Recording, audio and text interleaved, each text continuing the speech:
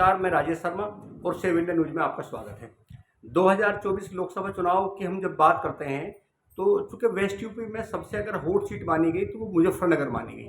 मुजफ्फरनगर इसलिए भी खास थी कि यहाँ केंद्रीय मंत्री डॉक्टर संजीव बालियान तीसरी बार चुनाव मैदान में थे और दूसरे यहाँ लगभग 40-45 साल से मुजफ्फरनगर राजनीति की धुरी बने हरिंद्र मलिक उनके सामने इंडिया गठबंधन से चुनाव आमने सामने थे।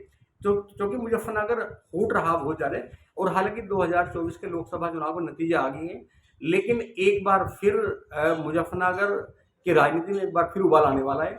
उबाल इसलिए क्योंकि अगर हम बात मुजफ्फरनगर की करें तो मुजफ्फरनगर जनपद में मीरापुर विधानसभा सीट आती है। हालांकि मीरापुर विधानसभा बिजनौर लोकसभा की 5 विधानसभाओं में एक विधानसभा है मीरापुर, जो लोकसभा में बिजनौर में आती है। और अगर जिले की बात करें तो मीरापुर मुजफ्फरनगर जिले की विधानसभा सीट है। हालांकि 2022 में जब चुनाव हुए तो 2022 में यहाँ चूंकि रालोद और सपा गठबंधन था तो रालोद सपा गठबंधन से चंदन सिंह चौहान यहाँ से जीते थे। हालांकि भाजपा को हार का सामना करना पड़ा और 2024 के लोकसभा चुनाव में चूंकि बिजनौर लोकसभा सीट रालोद के कोटे में आई तो चंदन सिंह चौहान यहाँ से चुनाव लड़े बिजनौर लोकसभा से और वो चुनाव जीतकर संसद पहुंचे।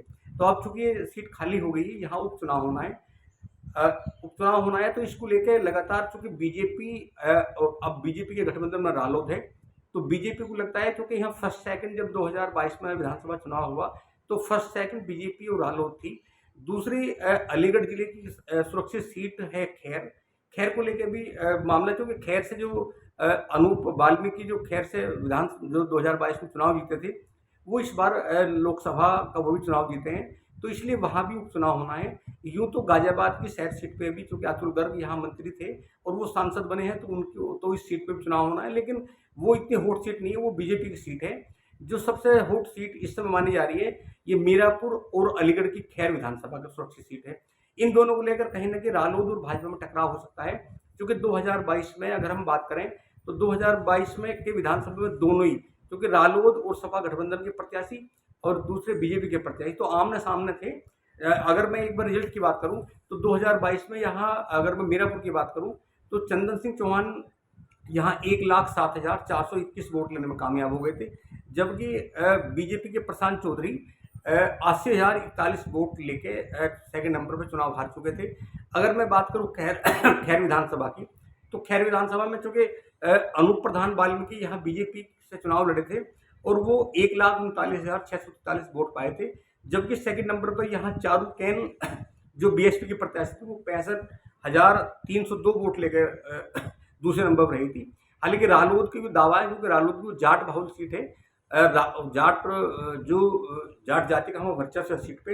हालांकि रालोद सपा का जब गठबंधन था तो चुनाव लड़े, ये अलग बात है कि भगवती प्रसाद सूर्यवंशी रालोद के प्रत्याशी थे और वो तीसरे नंबर पे मात्र 41,644 वोट ही पाए थे। तो इस बार चूंकि लोकदल और भाजपा गठबंधन है भाजपा का अपना मानना है कि दोनों सीटों पे भाजपा चुनाव लड़े, भाजपा के प्रत्याशी और यहाँ से चुनाव चूंकि जीतना आसान इसलिए है क्योंकि इस बार लोकदल का गठबंधन है। जब मीरापुर की बात करते हैं तो मीरापुर में भी चूंकि यहाँ रालोद का अपना प्रभाव है। अगर अलीगढ़ की बात करें खैर विधानसभा की तो वहाँ भी रालोद के वोटरों का अपना प्रभाव है। इस बात को लेकर हालांकि अभी चुनाव की कोई डेट फिक्स नहीं हुई है, चुनाव आयोग ने अभी कोई अधिसूचना जारी नहीं की, लेकिन अभी से दोनों रालोद और भाजपा के दोनों खेमों में दोनों ने दावेदारी कर दी है कि भाजपा और रालोद दोनों सीटों पर चुनाव लड़ेगी। हालांकि ये भी माना गया, इस बात में बहुत ज़्यादा सच्चाई थी या नहीं थी कि डॉक्टर संजीव बालियान जो मुजफ्फरनगर लोकसभा से 2 बार सांसद रहे, इस बार चुनाव हार गए। ये माना जा रहा था कि ये रालोद की सीट है मीरापुर, तो डॉक्टर संजीव बालियान यहाँ से चुनाव लड़ सकते हैं उपचुनाव, और उनका मानना है कि चुनाव लड़ेंगे तो चुनाव क्योंकि मुजफ्फरनगर जिले की वो विधानसभा सीट है, वो चुनाव लड़ेंगे तो चूँकि प्रभावशाली नेता हैं वो फिर मंत्री बन सकते हैं उत्तर प्रदेश सरकार में। दूसरी ओर रालोद का अपना कहना है कि रालोद उस सीट पे रालोद के अपने जो बहुत सारे उनके नेता हैं उन सब की दावेदारी प्रबल होगी। उसमें मलूक नागर भी एक है क्योंकि वो बिजनौर से 2019 में लोकसभा के से सांसद बने थे बिजनौर सीट से और इस बार उन्हें टिकट नहीं मिला, वो पाला बदल कर लोकदल में आ गए। तो कहीं ना कहीं मलूक नागर की भी यहाँ मजबूत दावेदारी है, वो भी चुनाव लड़ सकते हैं और भी बहुत सारे कई रालोद के बड़े दिग्गज नेता हैं जो वहाँ चुनाव लड़ने के लिए ताल ठोक रहे हैं। दूसरी ओर खैर विधानसभा पे भी रालोद ने अपना दावा ठोक दिया है। तो ये माना जा रहा है कि इस बार जब बीजेपी से गठबंधन है तो बीजेपी के गठबंधन में रालोद इस बार वहाँ जीत हासिल कर सकती है। लेकिन बीजेपी के जहाँ तक नेताओं का मामला है, बीजेपी नेताओं का कहना है कि चूँकि ये उपचुनाव है और यहाँ कोई सरकार नहीं गिरेगी, तो दोनों सीट पर बीजेपी चुनाव लड़ने का मन बना रही है। उनका मानना है कि वो रालोद को समझा लेंगे और जैसा गठबंधन के बीच तय हुआ था राज्यसभा और एमएलसी को लेके, उसी कॉन्सेप्ट पे कहीं न कहीं बीजेपी ने दावा पेश किया कि मीरापुर और अलीगढ़ की खैर इन दोनों सीटों पर बीजेपी चुनाव लड़ेगी और वो रालोद को मनाने का प्रयास करेगी। हालाँकि अभी क्या होगा, समय दूर है, ये लोगों का कहना है। दोनों पार्टी के जो पदाधिकारी हैं वो तमाम दावा पेश कर रहे हैं। दोनों ने दावे पेश कर दिए कि वे चुनाव लड़ेंगे। चुनाव कौन लड़ेगा ये तो आने वाला समय बताएगा, लेकिन इस समय मीरापुर विधानसभा और अलीगढ़ जनपद की खैर सुरक्षित विधानसभा, ये दोनों हॉट सीट हो चुकी हैं और भाजपा रालोद के नेता आमने सामने हैं। कौन किस चीज़ पे चुनाव लड़ेंगे, ऐसा भी हो सकता है कि अगर बात नहीं बनती कि दोनों भी आमने सामने हो सकते हैं।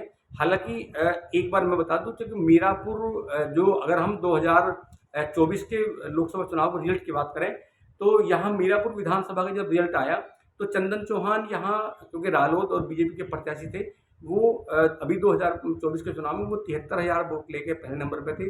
दूसरी ओर 62,000 वोट यहाँ बसपा के जो प्रत्याशी थे बिजनौर से उन्हें मिले और 55,000 वोट जो बसपा के प्रत्याशी थे विजेंद्र सिंह, वो भी 55,000 वोट यहाँ पाए थे। तो चूंकि बसपा, सपा और भाजपा की यहाँ प्रबल दावेदारी भी है।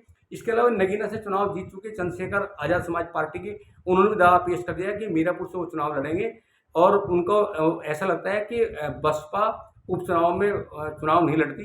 तो अगर चंद्रशेखर आज़ाद समाज पार्टी से किसी प्रत्याशी को काटते हैं तो कहीं ना कहीं बीजेपी, सपा और लोकदल के लिए वो बहुत बड़ी मुसीबत बन सकते हैं। तो हालांकि चुनाव का भी समय है, अभी तो इशू है। ये अलग बात है कि दिल्ली दरबार में रालोद कार्यालय पे बहुत सारे नेताओं का इस समय डेरा जमना शुरू हो गया है। सब लोग दावेदारी करें कि उन्हें टिकट मिल जाए। टिकट किसे मिलेगा वो समय बताएगा। तो आज चूंकि मीरापुर विधानसभा की हम बात कर रहे थे, मीरापुर और खैर, क्या दोनों सीटों पर रालोद अपना दावा पेश करेगी, रालोद चुनाव लड़ेगी